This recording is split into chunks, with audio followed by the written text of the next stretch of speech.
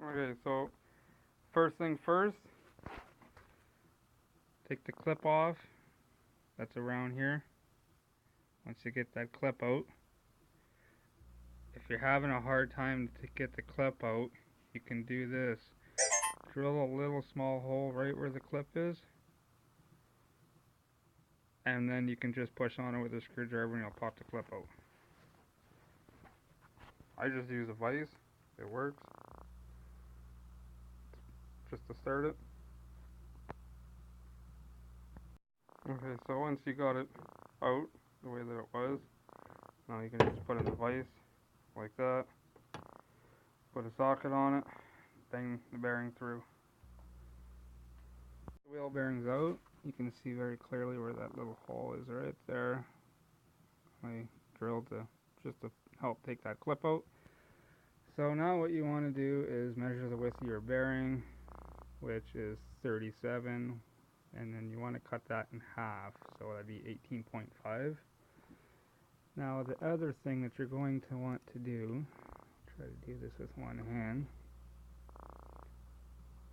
right there. So you need to measure this distance here, so you can figure out where the center of the wheel bearing will be on the actual spindle.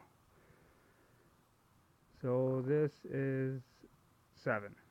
So add 7 to 18.5.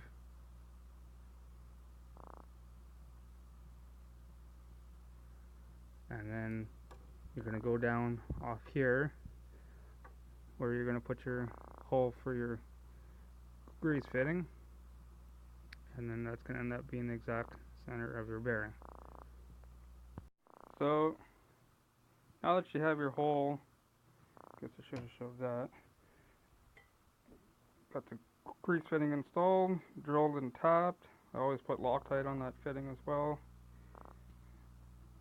The fitting stuck out a little wee bit, so I just filed it flush. So now what you're going to want to do, if you're using All Balls Racing, take this seal, throw that away, because it doesn't fit anything on a Can-Am. And then you're going to want to take these apart.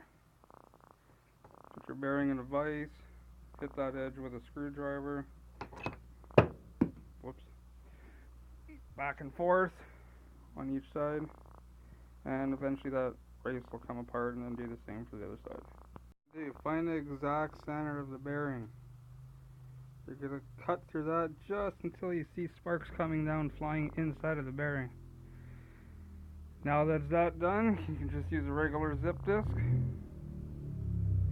Now that that's all done, I want to wash all that grease out to get all the grindings from cutting that slot in there. And then once you're completed that, you can put the 2 races back in. So it's pretty much just pop in. You can put them in with the vise if you want, if they're being a little bit stubborn. Now that you got that all washed up and put back together, here's your grease fitting, here's your slot. And all you're going to do is kind of line that up with this, like this, and then press that in. That's all you do. That's the old wheel bearing here. Put that up against the new wheel bearing and push that in. Now all we have to do is put the clip back in here. Clips back in. This is the grease that I use. We came across this last year, and I get no water in anything anymore. And I only grease my bike twice a year, and it's always in water. So now that's all hooked up like that. Just grab your grease gun, pump your new bearing full of grease.